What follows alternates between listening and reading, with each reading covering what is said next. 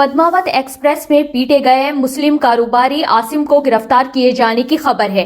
दरअसल शाहजहांपुर की युवती ने घटना के 5 दिन बाद मुरादाबाद के मोहम्मद आसिम के खिलाफ आज मंगलवार को छेड़खानी का मुकदमा दर्ज कराया है और वो हमारे सामने भी आई है।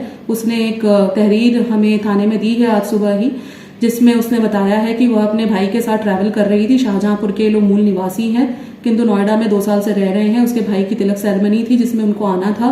गाजियाबाद से इन्होंने ट्रेन बोर्ड की थी और बहुत ज्यादा भीड़ होने की वजह से उसका भाई कहीं दूर था और वह यहाँ अंदर आ गई थी और इनके बगल में बैठ गई थी और इनके द्वारा उसके साथ छेड़छाड़ की गई थी।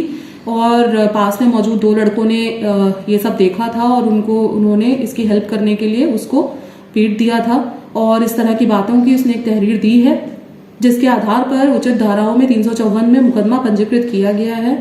मुरादाबाद जीआरपी थाने में छेड़खानी की रिपोर्ट लिखवाने वाली युवती के अनुसार ट्रेन के डिब्बे में बहुत भीड़ थी, जगह नहीं मिल रही थी। ऐसे में एक सीट पर बैठे आसिम ने बेटा कहकर अपने पास बिठा लिया, लेकिन थोड़ी देर बाद ही उन्होंने अश्लील हरकतें शुरू कर दी। बता दें कि 12 जनवरी की रात को पद्मावत एक्सप्रेस की जनरल बोगी में सफर कर रहे मुरादाबाद के पीरजादा निवासी स्क्रैप कारोबारी मोहम्मद आसिम हुसैन के साथ मारपीट का वीडियो सामने आया था। घटना हापुड़ और मुरादाबाद के बीच की बताई गई थी। वीडियो में आसिम की नंगी पीठ पर एक युवक बेल्ट मारता नजर आ रहा था।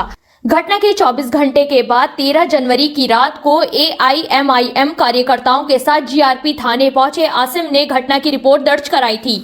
आसिम ने कहा था कि ट्रेन में 8-10 लोगों ने उनसे जय श्री राम के नारे लगाने को कहा। उन्होंने नारे लगाने से इनकार किया तो दाढ़ी पकड़कर खींची, बेरहमी से पीटा और 2200 रुपए लूट लिए। हालांकि जीआरपी की शुरुआती विवेचना में ही धार्मिक नारे लगवाने और लूट की बात खारिज हो गई थी। जीआरपी को इन्वेस्टिगेशन में पता चला था कि घटना की वजह एक युवती से छेड़खानी करना था, जिसे लेकर आक्रोशित लोगों ने आसिम की पिटाई की थी। मारपीट के आरोप में पकड़े गए रायबरेली के सतीश और प्रतापगढ़ के सूरज ने भी जीआरपी में यही बताया था कि आसिम ने एक लड़की से छेड़खानी की थी।